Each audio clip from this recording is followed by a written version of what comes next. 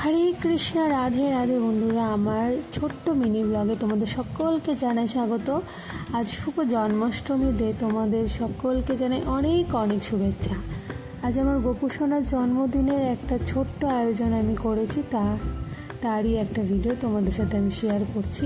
তো তোমরা দেখতে থাকো আমি কিভাবে আমার গোপু সোনার ভোগ প্রসাদটা দিই। আর তারই সঙ্গে বলে রাখি, জন্মাষ্টমী হচ্ছে পৃথিবীতে পরমাত্মা ভগবান শ্রীকৃষ্ণের জন্মতিথি।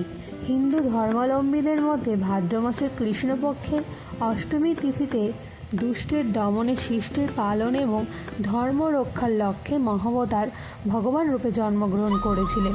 মানব রূপে পৃথিবীর আবির্ভাবের কারণ সম্পর্কে গীতায় ভগবান শ্রীকৃষ্ণ বলেছেন, यदा यदा हि धर्मस्य ग्लानिर्भवति भारत अभ्युत्थानमधर्मस्य तदात्मानं सृजाम्यहं परित्राणाय साधूनां विनाशाय च दुष्कृतं धर्म संस्थापनार्थाय সম্ভবামি যোগে যোগে। হচ্ছে, হে ভগৎ, যখনই পৃথিবীতে অধর্ম বেড়ে যায় তখন আমি অবতীর্ণ হয়ে সাধুদের রক্ষা, দুষ্টের বিনাশ ও ধর্ম সংস্থাপন করি। পুজোর শেষে প্রসাদ বিতরণ করে আমি চলে আসলাম ঘরে।